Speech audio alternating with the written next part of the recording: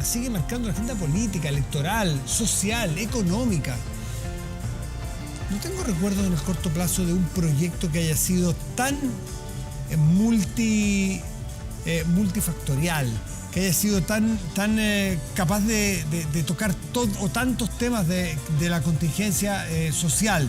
Y me refiero al cuarto retiro, sin duda, porque se ha hablado desde la descompensación económica, desde el futuro de las pensiones, desde inflación, tasas de interés, coaliciones políticas, candidaturas presidenciales y de parlamentarios. Está casi todo en juego por el cuarto retiro. Bueno, hoy en la Comisión de Constitución del Senado se aprobó por 3 votos contra 2 esta idea general. Todavía no se va al detalle de la votación, pero que lo explique el presidente de la comisión, el senador independiente Pedro Araya, senador por Antofagasta. Senador Araya, buenas noches. Está muteado. Ahí sí. Hola, Ahí sí. Matías, muy buenas noches. ¿Cómo está, senador? Bien, pues después de una intensa jornada que tuvimos el día de hoy en la Comisión de Constitución del Senado y también en el Senado, viendo cómo avanzaba no solamente el proyecto del cuarto retiro, sino también el presupuesto de la Nación. Sí, bueno, eso siempre va en esta época del año va por su carril paralelo y tiene una fecha que tiene que cumplirse, por lo tanto ahí se está trabajando, pero es más silencioso. En la parte final suele haber tironeos, pero al lado de los cuartos retiros no parece competirle, ¿no? A ver, ¿qué es lo que se votó exactamente hoy para que nos haga una explicación didáctica? Lo que se votó el día de hoy en la Comisión de Constitución es la idea de legislar, es decir, se aprobó en general el proyecto del cuarto retiro. Y esto ahora lo que procede es que los comités del Senado, en acuerdo con la mesa, fijen un día para que este sea votado en la sala del Senado. Nosotros hemos pedido al presidente del Senado que es necesario poder votar, ojalá a la brevedad, de este proyecto para disminuir la incertidumbre que tienen muchas familias de si este proyecto va a avanzar o no, y así también para disipar los temores que tiene el mercado respecto de, al final del día, cuál va a ser la aprobación que va a tener el cuarto retiro. El senador Huenchumilla, compañero suyo de comisión, decía que no nos hagamos los lesos, digamos la firme, usó un chilenismo. Esto se va a votar después del 21 de noviembre. ¿Puede darse eso? A ver, después de la elección presidencial, me refiero. Sí, puede ocurrir en un ejercicio teórico que esto se votara después de la elección, porque hay que recordar lo siguiente: el Senado tenía diseñado un calendario de trabajo para las próximas 3 semanas que venían, en la cual se contemplaba fundamentalmente la discusión del presupuesto de la Nación, el cuarto retiro, si es que era despachado en su minuto por la Cámara de Diputados, y una serie de proyectos adicionales que se había acordado sacar adelante. Lo que ocurre es que la acusación constitucional, en el caso de ser aprobada por la Cámara de Diputados, va a alterar claramente el calendario de tramitación legislativa que tiene el Senado. Y obviamente por una razón, porque si se aprueba esto por la Cámara de Diputados, la acusación constitucional tiene absoluta preferencia para ser vista por el Senado, que tiene que actuar como jurado. Y lo que se está viendo es que por lo menos la acusación constitucional va a tomar a lo menos 2 días de debate antes de que se produzca la votación en la sala. Entonces eso claramente altera el calendario, y por esa razón nosotros hoy día, junto a la senadora Proboste, el senador Durresti, le hemos pedido a la mesa del Senado poder hacer un esfuerzo con los comités y ojalá que durante las sesiones de la próxima semana se pueda votar el cuarto retiro, a lo menos la idea de legislar, para poder abrir un plazo de indicaciones en caso de que sea aprobado. Esto, para que nos explique un poco la técnica legislativa, esto pasó por la comisión, idea de legislar, va ahora a la sala. ¿Se vota en particular o se vota? ¿Cómo opera esto? ¿Cuánto tiempo de discusión y cuáles son los trámites? Lo que se va a votar en la sala es la votación en general, es decir, la idea de legislar. Ya. Si esto alcanza los 26 votos, los comités tienen que definir un periodo de tiempo, que pueden ser un par de días o una semana o un poco más, para que los distintos senadores puedan formular indicaciones. Una vez que vence ese plazo, esto vuelve a la Comisión de Constitución para que la Comisión de Constitución discute en particular estas indicaciones y le proponga el texto definitivo a la sala del Senado para una segunda votación. Ya, en el caso que se apruebe, tiene que volver a la Cámara de Diputados, y ahí puede ocurrir que la Cámara acepte las modificaciones del Senado, se va a ley, y si la rechaza tendremos comisión mixta. Ya, todo lo que usted me narra es largo, pues. Y para las elecciones quedan 3 semanas. Y si le metemos la acusación constitucional entre medio, la verdad que es bien poco probable que se alcance. Usted, con la experiencia política que tiene, Dado la seriedad, la profundidad y el calado del proyecto de Cuarto Retiro, con todas las implicancias que ya hemos leído y hemos visto y escuchado con bastante detalle, ¿no le parece más prudente sacar del medio una elección presidencial y parlamentaria de esta votación para votar en el mérito de un proyecto y no presionado a que si yo voto A o voto B, gano o pierdo una elección, mi electorado me presiona? ¿No es más reposado, no es mejor para el funcionamiento de un país?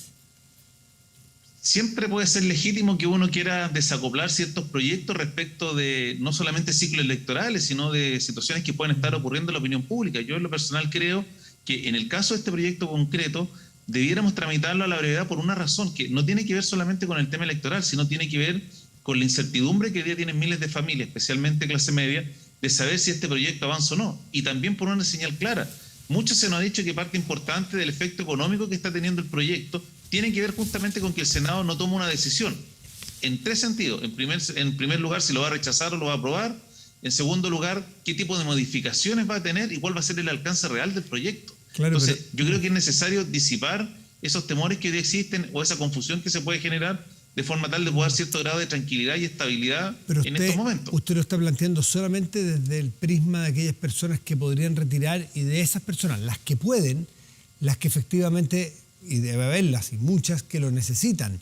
Pero sabemos que muchas que lo necesitan no tienen recursos ahí o ya se les acabó o sencillamente algunos que los pueden retirar y que no están en la urgencia porque con los IFE, que han sido unos IFE universales, hoy día están pudiendo cubrir sus necesidades. Entonces, no estamos hablando del año pasado.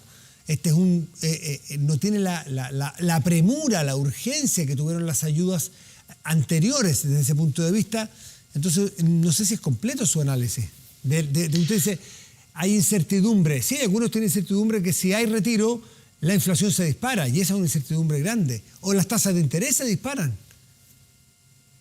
Exactamente, por eso te digo, yo creo que la incertidumbre se produce por un lado de las familias, porque yo creo que las familias están sacando cuenta que muchas que reciben el IFE, este IFE ya se terminan los pagos y probablemente va a coincidir de aprobarse el proyecto que van a poder realizar los retiros cuando ya no estén recibiendo el IFE, por una parte. Y lo segundo que también tiene que ver con el tema inflacionario, porque si hay algo que dejó claro el Banco Central en la exposición que tuvo en la Comisión de Constitución, tiene que ver que esta incertidumbre que se ha ido generando por los retiros y especialmente con el cuarto retiro es también lo que está afectando la eventual inflación que puede existir. Entonces, por eso, uno de los temas importantes es poder despejar esta situación, porque mientras más tiempo pase, mayor va a ser la incertidumbre, porque además se va a juntar con otro tema, se va a juntar con el resultado electoral que vamos a tener en noviembre, que además ya pone un componente de cierta incógnita de qué es lo que va a pasar respecto de quién va a ser el futuro presidente o presidenta, cuál va a ser la composición del Congreso que viene, entre otras cosas. Entonces, por eso lo que hemos dicho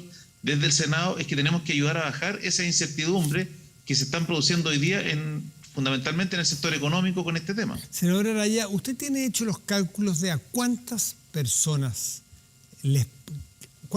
que están realmente en una situación de congoja económica y social, que ha de haberlas muchas en nuestro país, les va a llegar exactamente su retiro si es que se aprueba? ¿Cuántas son las personas a las cuales les viene a apagar un incendio económico y social en sus familias? ¿Cuántos son? Lo que pasa, Matías, es que es muy difícil contestar tu pregunta por una razón, porque no tenemos o nadie sabe a ciencia cierta cuál es el impacto real que ha tenido la pandemia del coronavirus al interior de las familias. Porque uno podría mirar ciertas cifras, ciertas estadísticas. Por ejemplo, podríamos mirar el tema del empleo. Se han recuperado los empleos en el último tiempo, pero muchos de estos empleos son informales. Las mujeres no logran recuperar el empleo. En el caso de la región que yo represento, hemos conversado con varias gente que a uno lo para en la calle y le escribe por redes sociales que dicen, mira, yo encontré trabajo, pero estoy ganando la mitad, 3/4 de lo que ganaba antes de la pandemia, tengo los mismos gastos. Hoy día lo que uno podría decir, eventualmente, cuánta es la cantidad de personas que pueden realizar un retiro, pero cuál es la realidad de cada familia es muy difícil saberlo. Nosotros probablemente vamos a poder tener una aproximación de cuál ha sido el impacto profundo que ha tenido la pandemia del coronavirus en su aspecto económico y social con la próxima CACEN. Lo otro sería más bien tratar de apostar a algún número. Déjeme lo último, que estoy contra el tiempo, pero esto es fundamental. ¿Ya es un hecho que el proyecto va completo o eventualmente se puede desacoplar entre cuarto retiro de los fondos de pensiones y el adelantamiento de rentas vitalicias? Porque según especialistas y según las autoridades de instituciones autónomas, no de gobierno, indican que puede ser un colapso del sistema financiero porque un porcentaje alto de compañías de seguros sencillamente no van a poder responder y podrían colapsar. A ver, esto se va a votar como un todo en el Senado porque lo que se vota es la idea de legislar el cuarto retiro. Ya. Si esto se aprueba, cuando comience el periodo de indicaciones, ahí se va a poder discutir Perfecto.